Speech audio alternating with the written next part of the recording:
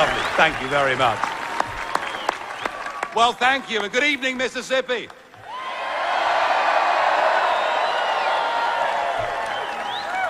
I come to you from the United Kingdom with a message of hope and a message of optimism.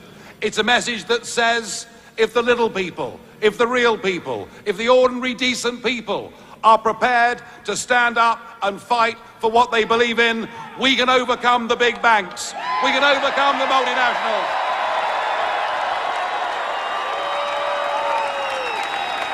And we did it. We made June the 23rd our Independence Day when we smashed the establishment. And we did it. Everybody said we'd lose.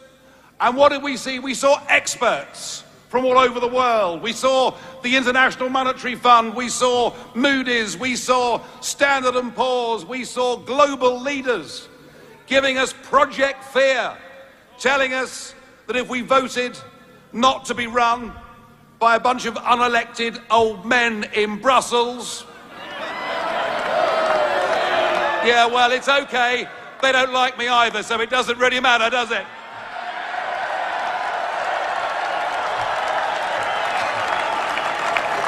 But they told us our economy would fall off a cliff.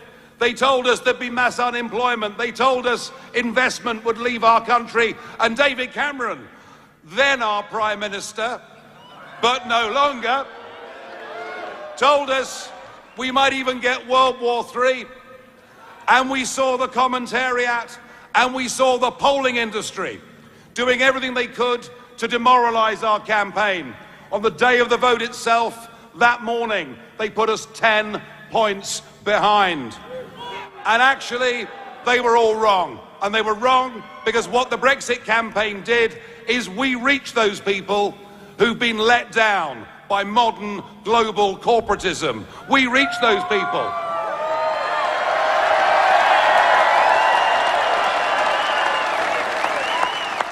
We reach those people who have never voted in their lives, but believe by going out and voting for Brexit, they could take back control of their country, take back control of their borders, and get back their pride and self-respect.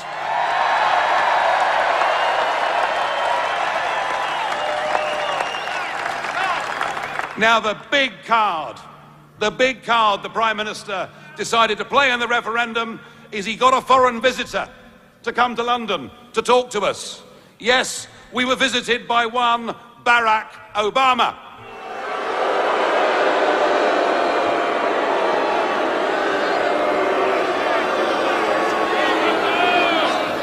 And he talked down to us.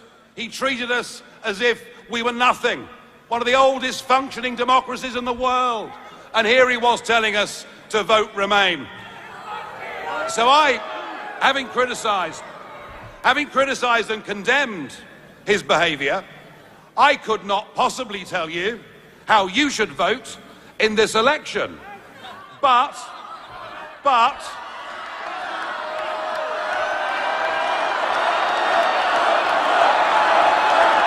you know, I get it,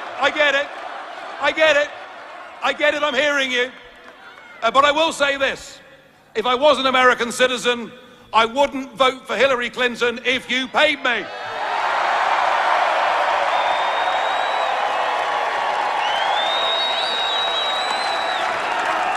In fact, I wouldn't vote for Hillary Clinton if she paid me.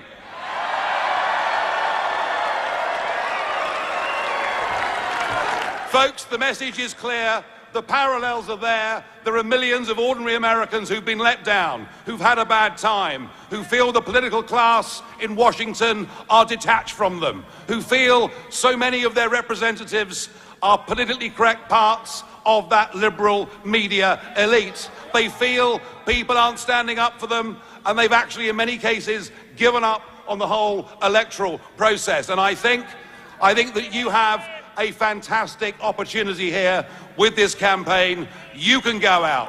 You can beat the pollsters. You can beat the commentators. You can beat Washington.